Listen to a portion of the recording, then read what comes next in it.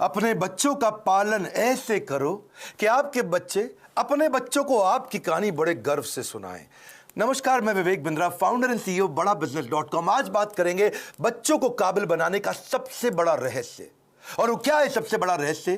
Parenting की बात करेंगे। आज ऐसे टिप्स दूंगा, हिल जाएंगे। अभिमन्यु को चक्रव्यूह भेदने की सारी कला मां के गर्भ में ही सीखने का अवसर मिल गया था। प्रहलाद 5 साल से कम उम्र के अंदर सारे शास्त्र सीख गए थे।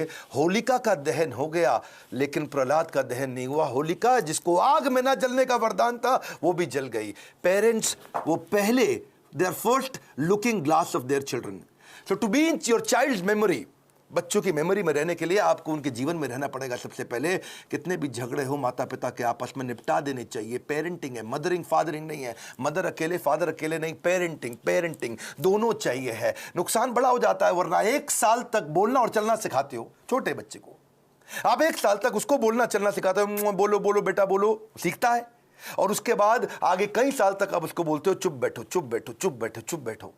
बोलना भी बंद, चलना भी बंद, चुप बैठो चुप बैठो चुप बैठो। तो क्यों सिखाया 1 साल तक बोलो चलो, अब बोल रहे हो चुप बैठो। बच्चों को यह मत सिखाओ कि वो क्या सोचे, ये सिखाओ कि वो कैसे सोचे। Because a badly parented child is a lost child. परवरिश की परख जो होगी ना आपकी, वो इस बात से होएगी कि बुढ़ापे में वो आपका कितना साथ देने वाले हैं। खराब परवरिश के कारण उसके सोशल स्किल वो खत्म हो जाते हैं, अनरिलायबल हो जाता है, अनस्टेबल, केयरलेस बच्चा होता है, आर्ग्यूमेंटेटिव होता है। आपका बच्चा रिजिड हो गया, जिद्दी है, रूड है, इनडिसिप्लिन्ड है, एंटी सोशल बिहेवियर हो रहा है, उसका अकेलापन महसूस करता है, कभी कभी पेसिमिस्टिक है, सेल्फ डिफीटिंग थॉट्स आते हैं, सीक्रेटिव है, बताता नहीं बातें अपनी, छुपाता है आपसे, सब कुछ छुपाता है, आपको दोस्त नहीं समझता, उसके अंदर फियर ऑफ फेलियर है। ये सब क्यों है? अगर आपकी पेरेंटिंग कमजोर है तो यही नुकसान होंगे। बच्चे बड़ों की बात सुनने में अच्छे नहीं होते, वो बड़ों को कॉपी करने में ज्यादा अच्छे होते हैं। भगवद गीता में कृष्ण ने कहा, यद यद आचरति श्रेष्ठा तत्तद एव तरुजना। यद यद तत्तद, जैसा जैसा वैसा वैसा। मेरी बात समझिएगा, जैसा जैसा फादर कहेगा वैसा वैसा बच्चा नहीं करेगा, पर जैसा जैसा फादर करेगा वैसा वैसा बच्चा अपने आप करेगा। क्या मतलब हुआ? अगर आप बोलोगे तो नहीं मानेगा, आप करोगे तो अपने आप करेगा। इसका मतलब बच्चे कॉपी करना जानते, सुनना नहीं जानते। आप उन्हें इंस्ट्रक्शन मत दो, इंस्पिरेशन क्रिएट करो, वो अपने आप करेंगे। जैसा जैसा लीडर कहेगा वैसा वैसा फॉलोअर नहीं करेगा, लेकिन जैसा जैसा लीडर करेगा वैसा वैसा फॉलोअर अपने आप करेगा। और यही माता पिता और बच्चों के साथ भी होता है। एक बात समझिए कि greatest mark of parent is how they treat their child when no one is looking. जब कोई नहीं देख रहा हो, आप अपने बच्चों को कैसे डील करते हैं। 3 F याद रखिएगा। फर्म रहिए बच्चों के साथ, जो काम की बात है उस पर टिके रहिए, फेयर रहिए, जबरदस्ती सजा मत दीजिए, और फ्रेंडली भी रहिए, ताकि कभी सजा देनी भी पड़ जाए तो मित्रवत व्यवहार बना रहे आपका उसके साथ में। टेक्निकली ना 4 प्रकार के माता पिता होते हैं, मेरी बात को समझना। एक होते हैं अथॉरिटेरियन, जैसा बोला वैसा कर, जितना बोला उतना कर, ये अथॉरिटी है। एक होता है डेमोक्रेटिक, मिल बांट करके बात करते हैं, बच्चों की सुनते हैं। पहले के ज़माने में अथॉरिटेरियन चलता था, आजकल डेमोक्रेटिक ज़्यादा ठीक रहता है। डेमोक्रेटिक मतलब बच्चों को इन्वॉल्व करें, उनको इन्फॉर्म ना करें, बच्चों के साथ मिलकर चर्चा करें, उनके साथ समय बिताएं, उनकी भी सुने, अपनी भी सुनाएं। और एक और होते हैं परमिसिव, तेरा जो मन करता है कर ले, उसको जो चाहिए उसको दिला दिया, उसको जैसा गिफ्ट चाहिए उसको वैसा दे दिया, जो गाड़ी बाइक मांगता तुरंत दे दिया, जो मोबाइल चाहिए तुरंत दे दिया। परमिसिव, कोई मतलब ही नहीं है। लेकिन इससे भी ज़्यादा खराब है निग्लेक्टफुल, अनइन्वॉल्व। वो क्या है? बच्चा क्या कर रहा है, किससे दोस्ती कर रहा है, किसके साथ उठता बैठता है, कोई जानकारी नहीं है। कंप्लीटली नेग्लेक्ट कर रहे हैं। आप कौन है? अथॉरिटेरियन है, जितना बोला उतना कर। डेमोक्रेटिक है, मिल बांट के रिश्ता बनाते हैं। परमिसिव है, जो करना है कर। नेग्लेक्टफुल, पता ही नहीं है कि क्या कर रहा है वो। तो 4 में से सबसे अच्छा है डेमोक्रेटिक पेरेंट होना। बिकॉज आप नहीं तो बच्चा बर्बाद हो जाता है, वो झूठ बोलना शुरू कर देता है। और अगर वो ज्यादा झूठ बोल रहा है, इसका मतलब आपने बहुत रिएक्ट किया था उसकी पुरानी गलतियों के ऊपर, और फिर वो सीक्रेटिव हो जाता है और अपनी बातें नहीं बताता। मैदान में हारा हुआ इंसान तो जीत सकता है, लेकिन मन से हारा हुआ इंसान कभी नहीं जीत सकता। तो मन से ना हारे बच्चा। अब सुनिए पेरेंटिंग के असली टिप्स। पहला टिप, इनकरेज करिए अपने बच्चे को, वो बचपन से इनोवेटिव थॉट प्रोसेस बिल्ड करें। उसको ऐसे प्रश्न पूछिए कि वो इनोवेशन बिल्ड कर सके। दूसरा, उसके साथ बैठ के किताबें पढ़िए और अच्छे वीडियोस देखिए। ये नहीं उसको बता दिया, उसके साथ बैठिए, खुद भी पढ़िए, चर्चा करिए उसके साथ में। तीसरा, कुछ क्वेश्चनिंग का आपस में फॉर्मेट बिल्ड करिए, म्यूचुअल क्वेश्चनिंग, कुछ वो आपसे पूछे, कुछ आप उससे पूछो, और खास तौर से आप उससे पूछो, वो आंसर करे, ज़्यादा बोलेगा, रिलेशनशिप बनेगा। प्ले विद योर चाइल्ड, उसके साथ खेलिए, फ्रेंडशिप इज द की। उसकी दोस्ती हो गई तो आपसे कभी मन नहीं चुराएगा। अगला मेरा पॉइंट है बजटिंग। बच्चे को बजटिंग सिखाओ, उससे उसके इमोशनल रिक्वायरमेंट कम होगी, इंटेलेक्चुअल कैपेबिलिटी बढ़ेगी। बजटिंग का मतलब क्या हुआ, आप उसको बता सकते हो कि भाई तुम्हें 500 रुपया हफ्ता दूंगा, उदाहरण है, आप अपनी कैपेसिटी के हिसाब से डिसाइड कर लो। 500 रुपया हफ्ता मतलब 2000 रुपया महीना मिलेगा तुमको।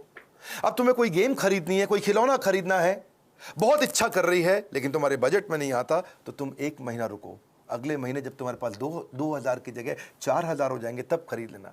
अगर वो 6000 का है तो 3 महीना रुको, 3 महीने बाद खरीद लेना, पैसा इकट्ठा करो। इससे वो अपनी इमोशनल डिजायर्स को रेगुलेट करना सीख पाएगा। उसको बचपन से आपने थोड़ा थोड़ा फाइनेंस सिखा दिया, वो बचपन में ही कैलकुलेटर लेकर के समझने लग जाएगा, हिसाब लगाने लग जाएगा। उसको लर्निंग, स्पीकिंग, रीडिंग, राइटिंग, इसको बोलते हैं LSRW, इसकी प्रैक्टिस कराओ। अब कभी भी अगर कोई कहानी भी सुनानी हो बच्चों को, तो कहानी किसकी सुनाओ, कुछ हेल्दी फूड के बारे में, खाने की ईटिंग हैबिट्स के बारे में, या कुछ सक्सेस के बारे में कहानी सुनाइए। क्वेश्चन आंसर की टेक्निक बहुत काम आती है। उसको सिनेरियोज देकर के क्वेश्चंस करो कि अगर ऐसा हो तो क्या करना चाहिए, ऐसी परिस्थिति में क्या करना चाहिए, तो वो सोचेगा।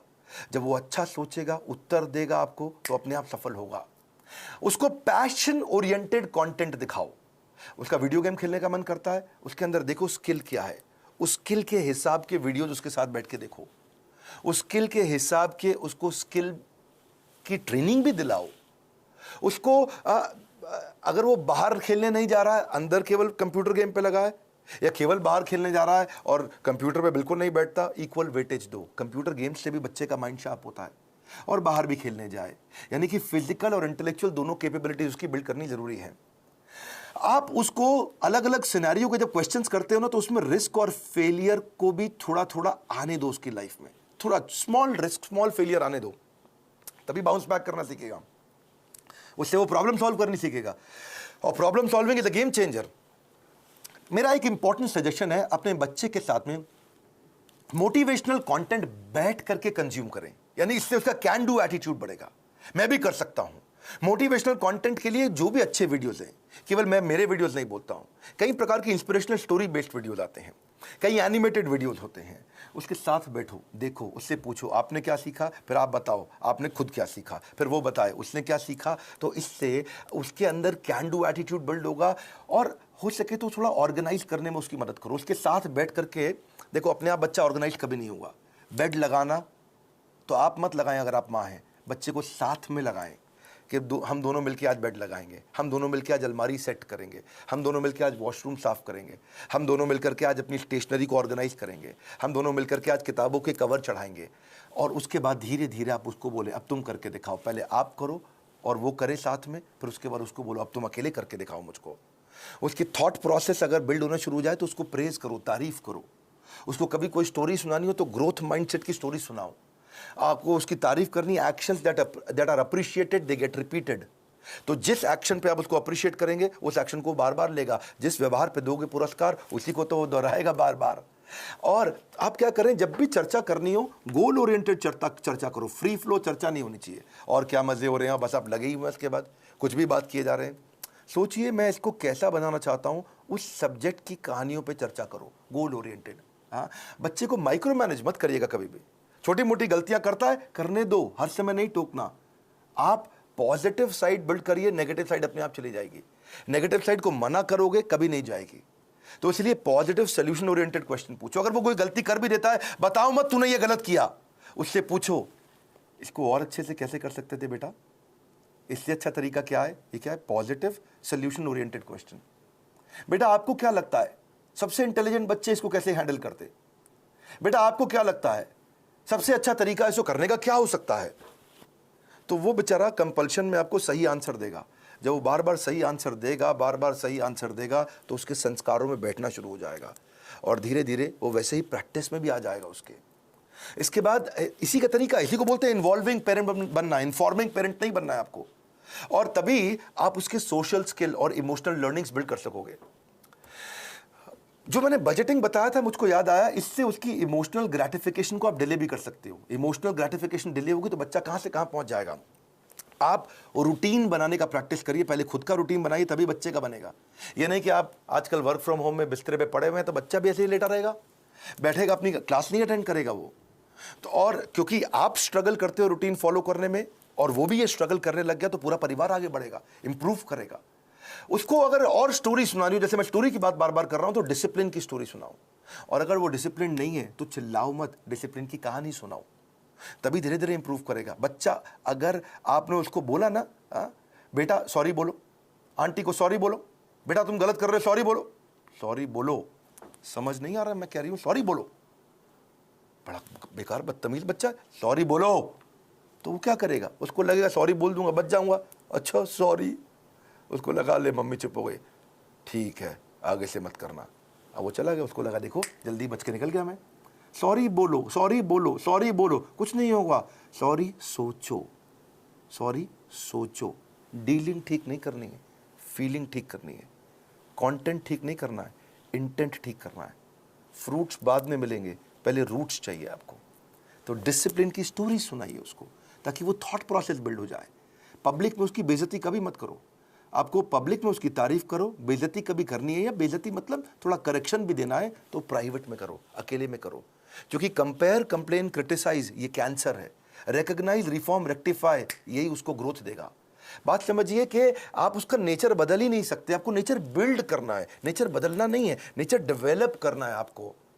कभी परेशान हो तो उसको हक करो, उसको पॉजिटिव टच दो अपना, तभी बात बनेगी आपकी। उसको नए नए प्रकार के स्किल सेट सिखाओ। आजकल तो कोडिंग बचपन से बच्चों को सिखा रहे हैं, 5 साल का बच्चा भी आजकल मोबाइल ऐप बनाने की तैयारी कर रहा है। Code academy, white hat junior, code monkey, code Avengers, ये बहुत सारे अपॉर्चुनिटीज है जहां से आप बच्चे को कोडिंग सिखा सकते हैं। उसकी सेल्फ एस्टीम की बकेट को आप भर पाओगे इससे। एक्चुअली सेल्फ एस्टीम से याद आया, एक होता है इमोशनल कप। हर बच्चे का एक इमोशनल कप होता है, इसको ऐसे समझो। जिस बच्चे का इमोशनल कप खाली हो जाता है वो बच्चा बहुत गलत डायरेक्शन में जाता है, जिसका इमोशनल कप भरा होता है वो हाई सेल्फ एस्टीम के साथ ठीक आगे चलता है। इसके लिए आपको love, affection, sense of security और अटेंशन देना पड़ेगा, उसका इमोशनल कप भरा रहे। अगर आपने उसके साथ खेले, फ्रेंडशिप किया, क्वालिटी टाइम दिया और प्रेम किया, उसको प्रेज किया, अप्रिशिएट किया, उसका कप भरा रहेगा। लेकिन अगर आप उसको पब्लिक में बेइज्जती किया, क्रिटिसाइज किया, एब्यूज किया, निगलेक्ट किया, उसका ह्यूमिलिएशन किया, उसको पनिशमेंट दिया बिना किसी रीजन के, वो अकेलापन महसूस करता है, फेलियर महसूस करता है, रिजेक्टेड महसूस करता है, उसका इमोशनल कप खाली हो जाएगा बिल्कुल। और फिर वो इमोशनल कप भरने के लिए कहीं बाहर जाएगा, किसी और के पास जाएगा, गलत दोस्तों के पास जाएगा, गलत जगह पे जाएगा, गलत वेबसाइट्स खोलेगा, वो लोगों से अपने इमोशनल कप को भरने के लिए खींचेगा तरीके, मिसबिहेव करेगा अटेंशन गेन करने के लिए, मैनिपुलेट करेगा, जेलसी हो जाएगी उसको दूसरों को देख के। आइसबर्ग देखा है आपने? आइसबर्ग को समझो आप, इससे समझ आएगी आपको बात। आइसबर्ग होता है वो बर्फ की चट्टान जो समुद्र के अंदर होती है, लेकिन 10% दिखती है, 90% पानी के नीचे होती है। आइसबर्ग में पानी के नीचे बहुत बर्फ है, वो दिखती नहीं है, दिखती 10% है, खाली ऊपर ऊपर। बच्चों की जिंदगी भी ऐसी आइसबर्ग के जैसी है। अगर उनका एंगर, उनका स्क्रीमिंग, वो चिल्ला रहा है, वो कोई बात छुपा रहा है, वो वायलेंट हो गया है, अग्रेसिव हो गया है, वो रो रहा है, ये खाली 10% ऊपर दिख रहा है, इसके नीचे 90% बहुत कुछ था।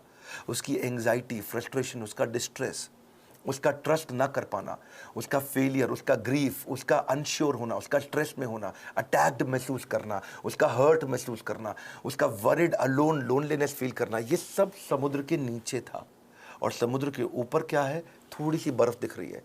आप उस बर्फ को लेकर ट्रीटमेंट कर रहे हो, जो नीचे दिखती हुई बर्फ को लेकर कर रहे हो, जो नीचे छुपी हुई बर्फ है, उसको ठीक करना है। इसलिए करेक्शन नहीं, इंस्पिरेशन। बच्चे पता है, अगर आपको उनको सफल बनाना है, उनकी सफलता का स्कोर बोर्ड बना दो, गेमिफाई कर दो। इसको क्या बोलते हैं? Gamification of value inculcation. अगर आप उनमें संस्कार डालना चाहते हो तो गेमिफाई कर दो उसको। इसको गेम देखो, बिकॉज अगर स्कोर बोर्ड बना दोगे ना तो वो जीतना चाहेंगे। देखा आपने, क्रिकेट का स्कोर बोर्ड होता है, बास्केटबॉल का स्कोर बोर्ड होता है। जैसे स्कोर बोर्ड चालू होता है बच्चे जल्दी खेलते हैं, एनर्जी से खेलते हैं। जब टेस्ट प्रैक्टिस मैच होता, क्रिकेट में भी पहली बॉल प्रैक्टिस बॉल फेंकते, सुना आपने? कौन खेलता है उसने? बल्ला घुमाता नहीं बच्चा, ठीक, क्या फर्क पड़ता है, आउट भी हो जाए तो भी कोई फर्क नहीं पड़ता। लेकिन जैसे ही स्कोर बोर्ड शुरू होता है बच्चे जान लगा के खेलते हैं, अबे जीतना है अपने को, एनर्जी आ जाती है उनकी। वैसे ही आप भी कुछ इसको वैल्यू, संस्कारों को बिल्ड करने के लिए गेम क्यों नहीं बना देते?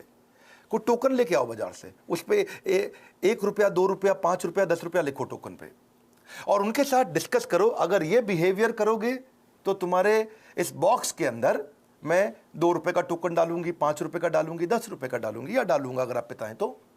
और अगर तुमने ये गलत बिहेवियर किया तो ये टोकन बाहर निकल जाएगा, तुम्हारा रोज का स्कोर बोर्ड बनेगा शाम को। अगर वो सुबह टाइम से उठा तो 2 रुपया मिला, अगर उसने ब्रश टाइम से किया तो 2 रुपया मिला।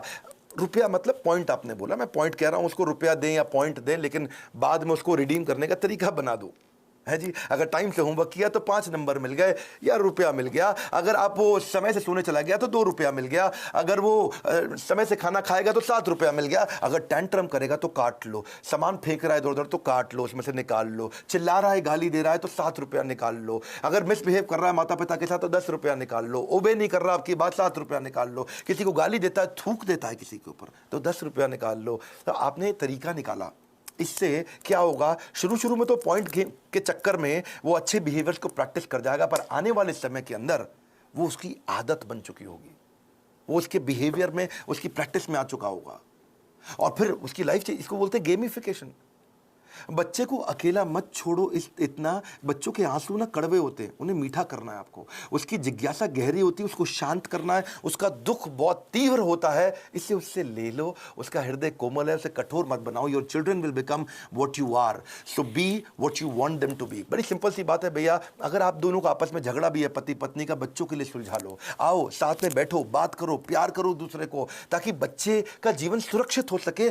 ये फादरिंग नहीं है, मदरिंग नहीं है, ये पेरेंटिंग है। गलती किसी की भी हो, आप दोनों में से ईगो को साइड में रखो, बच्चे को और सिखाओ, आगे बढ़ाओ। हमने भी बच्चों के लिए बहुत प्रोग्राम्स बिल्ड किए हैं।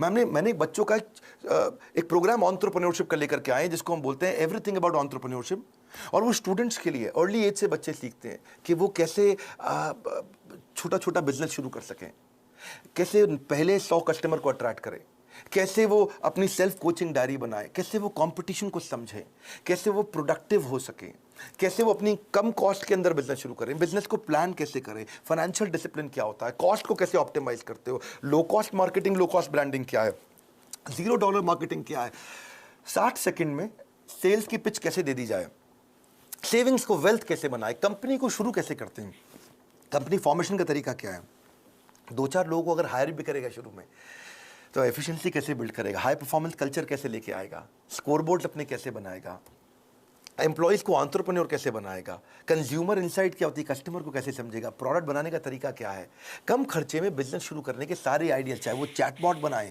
फ्री के चैटबॉट मिलते हैं। तो ऐसी बहुत सारी चीज़ें हमने एवरीथिंग अबाउट एंटरप्रेन्योरशिप में सिखाई हैं। अगर आप चाहते हैं आपका बच्चा भी एंटरप्रेन्योरियल माइंडसेट को बिल्ड कर सके बचपन से ही, तो उनको इन कोर्सेज में ज्वाइन कराइए। इस समय बच्चों के लिए हमने 50% डिस्काउंट रखा हुआ है, और अगर ये पेरेंटिंग के टिप्स आपको काम आ रहे हैं, मैं रिक्वेस्ट करता हूं सोचो ये किस किस को काम आ सकते हैं। ईमानदारी के साथ थोड़ा 2 मिनट और लगा लीजिए। आपने इतना समय लगा लिया है तो आप सीरियस है कंटेंट को लेकर के, क्योंकि आपने इतना समय लगाया। अब सोचो कि किसको फायदा होगा, किसके बच्चे बिगड़ रहे हैं, किसके बच्चे खराब हो रहे हैं, कौन बच्चे से परेशान रहते हैं माता पिता, उनको ये वीडियो अलग अलग व्हाट्सएप ग्रुप में शेयर करो, अपना मैसेज भी लिखो, अपने नोट के साथ शेयर करो, लाइक करके उत्साह बढ़ाओ अगर ऐसे वीडियो पसंद आते हैं, और नीचे मुझे कॉमेंट बॉक्स में बताओ कि आपको कौन से वाला वैल्यू, आपको कौन सा वाला आइडिया, आपको कौन सा वाला टिप सबसे ज्यादा पसंद आया। मैं कॉमेंट बॉक्स में पढ़ने के लिए आऊंगा। इस बार हमारे साथ जुड़े रहने के लिए, दुनिया का नंबर 1 एंटरप्रेन्योरशिप यूट्यूब चैनल बनाने के लिए, और मेरे पर्सनल वीलॉग वाले चैनल पे भी आने के लिए मैंने एक नया चैनल बनाया जहां अपने मोबाइल से वीडियो डालता हूं। आप सबका हृदय की गहराइयों से प्रेम